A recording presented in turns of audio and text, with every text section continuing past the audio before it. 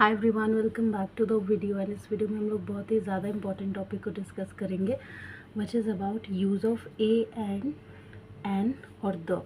तो इसमें a an और द के यूजेस के बारे में पढ़ेंगे, जो कि बहुत ही ज़्यादा इंपॉर्टेंट होता है। अगर आप किसी एग्ज़ाम में जैसे क्लास 9, 10th, 11th, 12th कहीं भी, तो ग्रामर के पोर्शन में भी इसका यूज़ होता है, और अगर इंग्लिश स्पीकिंग करनी है तो उसमें भी इसका यूज़ होता है। तो चलिए समझते हैं कि ए एन और द का यूज़ होता कहाँ पे और कैसे होता है।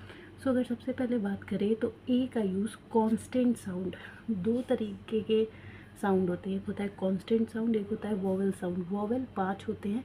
पहली बात है कांस्टेंट और वोवेल क्या होते हैं। तो कांस्टेंट और वोवेल्स जो हमारा A B C D E F G H होता है ना, तो टोटल 26 होते हैं, और वो टोटल 26 को कांस्टेंट कहते हैं।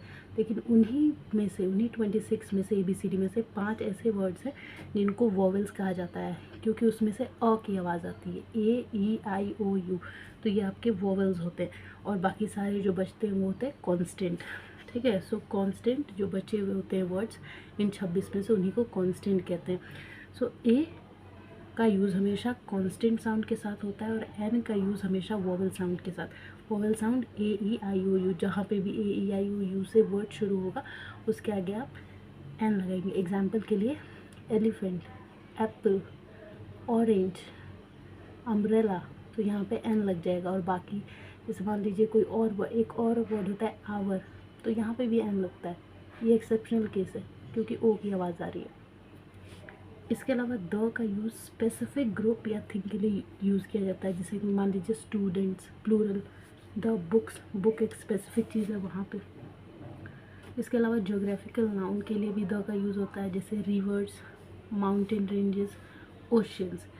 और द का यूज़ हम लोग सुपरलेटिव एडजेक्टिव के लिए भी कहते हैं, जैसे द बेस्ट, द टॉलेस्ट, जब किसी चीज़ की विशेषता बता रहे होते हैं।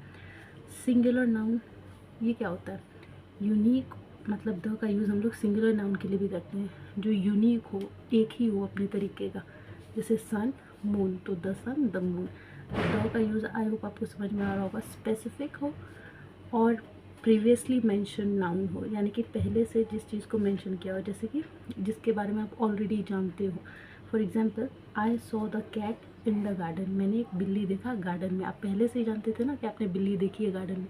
तो ये होता है स्पेसिफिक और प्रीवियसली मेंशन नाउन, जो कि आप पहले से ही जानते थे या फिर मेंशन थी। सो ए का यूज़ आई होप आपको क्लियर हो गया कि कांस्टेंट साउंड, और कांस्टेंट क्या होता है, जितने A B C D E F G H होते हैं आपके जेड तक, उसमें से 5 वर्ड्स को निकाल के ए ई आई ओ यू को, जो कि वोवेल साउंड होते हैं जिनके साथ एन का यूज़ होता है, बाकी बचे हुए के साथ ए का यूज़ होता है। और द का यूज़ स्पेसिफिक ग्रुप या थिंग, ज्योग्राफिकल नाउन के साथ भी किया जाता है, सुपरलेटिव एडजेक्टिव सिंगुलर नाउन के साथ, स्पेसिफिक चीज़ जो कि पहले से आप जिसके बारे में जानते हो। एग्जांपल आपके सामने I saw the cat in the garden, क्योंकि आप पहले से जानते थे कि गार्डन में कैट है।